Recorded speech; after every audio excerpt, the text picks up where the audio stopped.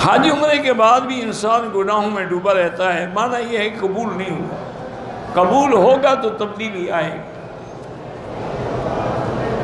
میری بہن بیمار ہے، اللہ شفا دے۔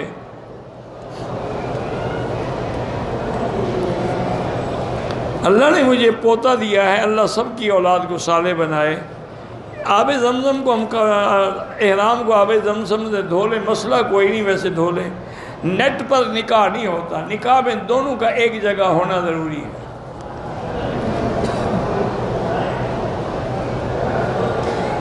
جو کیفیت ہماری مکہ مکرمہ میں تھی وہ مدینے میں نہیں تھی۔ یہ کوئی کمزوری ایمان کی نہیں ہے، لازمی تبدیلی ہوگی۔ کہیں جلال ہے، کہیں جمال ہے۔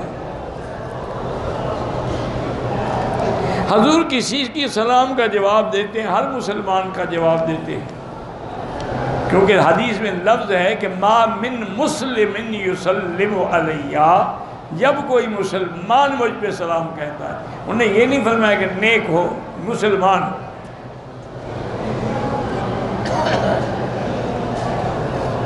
مسجد نبوی میں جو 1000 نماز وہ صرف مسجد میں ہے، باہر مدینے میں نہیں ہے۔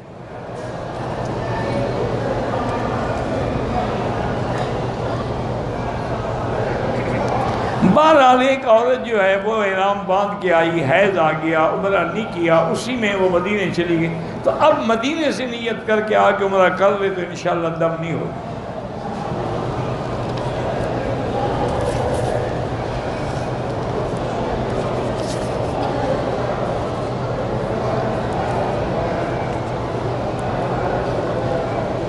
یہ بات نہیں ہے میرے بھائی، تسدید ہوتی ہے، ورنہ بڑے سے بڑا گناہگار مشرک نہ ہو انشاءاللہ بخشا جائے گا۔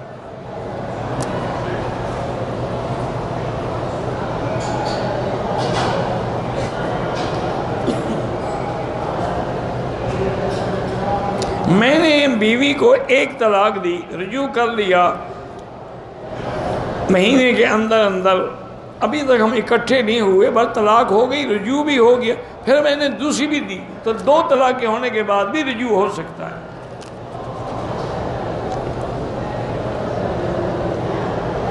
بالکل یہ حدیث ہے کہ فجر کی نماز کی 2 سنتیں نہ چھوڑا کرو، حضور کو سب سے زیادہ محبوب یہ 2 سنتیں۔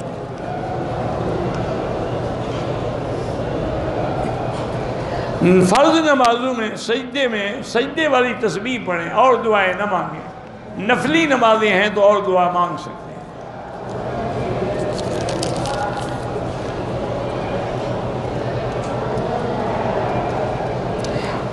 ہم نے عمرہ کر لیا ہے، اب مکے میں رہتے، افضل عبادت طواف ہے۔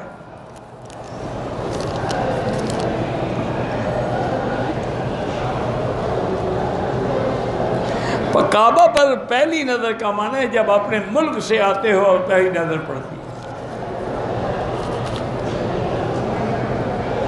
مکے میں رہتے ہوئے سب سے زیادہ اہتمام طواف کریں، استغفار پڑھیں،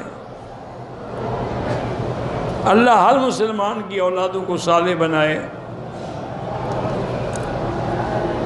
اللہ نے بلایا ہے تو اللہ ضرور قبول فرمائیں گے۔ عورت کے لیے عمرے والوں کا طواف وداع ہوتا ہی نہیں ہے۔ عورت اگر حیض میں ہو تو اس کے تو حج کا طواف الوداع بھی معاف ہے۔ خانہ کعبہ کے غلاف کو نہ چھوئیں، نہ ہاتھ لگائیں۔ کہتے ہیں کہ خواتین جو ہیں وہ ناک میں اور کان میں زیور پہننے کے لیے سوراخ کراتی ہیں، ان کا اپنا بدن ہے، کراتی ہیں، ہمیں کیا تکلیف ہے، کرنے دو۔ اصل پتہ ہے یہ کیا ہے؟ یہ کبھی آپ نے سوچا؟ اصل یہ تھا کہ زمانے جاہلیت میں جو بڑے بڑے قبائل ہوتے تھے نا، وحشی قبائل، وہ جا کے عورتوں کو قید کرتے تھے، ان کے گلے میں زنجیریں ڈالتے تھے، پاؤں میں زنجیریں ڈالتے تھے، ہاتھوں میں زنجیریں ڈالتے تھے، ان کے ناک میں سوراخ کر کے بھی رسیاں ڈالتے تھے۔ یہ ان کی مردانگی کی علامت تھی۔ ہم نے تھوڑا سا اس کو رنگ دے دیا ہے کہ وہ ہتھ کڑیاں ڈالتے تھے، ہم کنگن پہنا دیتے ہیں۔ وہ پاؤں میں زنجیریں ڈالتے تھے، ہم پاؤں میں کڑیاں ڈال دیتے ہیں۔ وہ ناکوں میں رسی ڈالتے تھے، ہم ناک میں نتھ ڈالتے ہیں، وہی چیز۔ اسی لیے آج بھی شادی پر دیکھا ہے اپنے دولہے کو گھوڑے پہ چڑھا کے لے آتے ہیں، وہ ڈاکہ مارنے آ رہا ہے نا، کسی کو لڑکی کو اٹھانا ہے نا بیچارے نے۔ اچھا وہ حالت یہ ہوتی ہے کہ اوپر بیٹھے ہوئے ایسے نہیں کانپ رہا ہوتا، کبھی گدھے پہ بھی نہیں بیٹھا، گھوڑے پہ جو سواری کرے گا۔ یہ وہی ہے، وہ رسم ہے، وہی چلی آ رہی ہے، اسی کو ہم دہرا رہے ہیں۔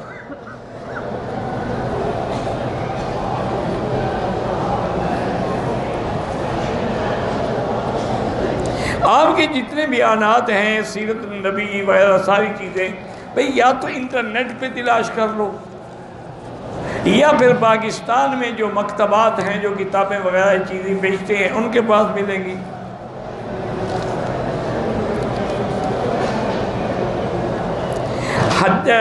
کہتے ہیں کہ حرمین میں تہجد کی اذان ہوتی ہے، حضور کے زمانے میں بھی ہوتی تھی، اگر باہر بھی کوئی ہو تو کوئی منع نہیں، لیکن ضروری نہیں ہے تہجد کی اذان۔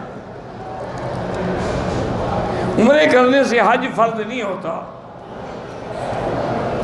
غسل جنابت کا طریقہ یہی ہے کہ پہلے اپنی بدن کی گندگی صاف کریں، اس کے بعد استنجا کریں، پھر وضو کریں جیسے نماز کا وضو کرتے ہیں، گرگرہ کریں، پھر سر سے لے کر پانی بہائیں، کوئی ایک ذرہ برابر بھی جگہ خالی نہ رہے، غسل ہو گیا۔ 3 مرتبہ وضو کریں نا، غسل کے لیے تو ایک دفعہ بھی کافی ہے۔ اگر جگہ صاف ہے تو غسل میں پانی پاؤں دھو لیں، اگر جگہ صاف نہیں ہے غسل کر لیں، پھر پانی علیحدہ کھڑے ہو کے پاؤں دھو لیں۔ دم کی رقم کے لیے یہاں بڑے بڑے ادارے بنے ہوئے ہیں، جمعیات خیریہ، یہ حرم کے سامنے نکلے نا، یہ جو عمارت ہے اپنا جس میں بن داؤد بھی ہے تو اوپر بورڈ لگا ہوا ہے، وہاں بھی دے سکتے ہیں، بینک میں بھی جمع کرا سکتے ہیں، راجی میں۔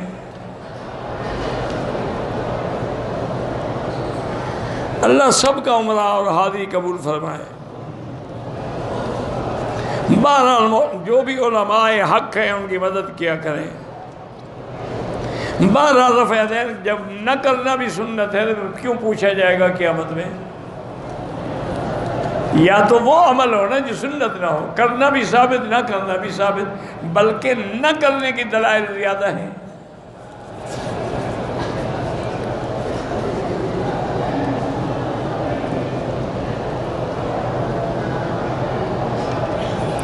ایک آدمی نے کہا کہ میری چیز 50 میں بیچ دو، اس نے 80 میں بیچ دو، مالک کو بتائے کہ میں نے 80 میں بیچی ہے، وہ باقی پیسے اس کو معاف کرے، ٹھیک ہے، ورنہ اسی کی ہے۔ 80 تو تمہیں اس چیز کے پیسے ملے ہیں نا، ویسے مل جاتے تمہیں۔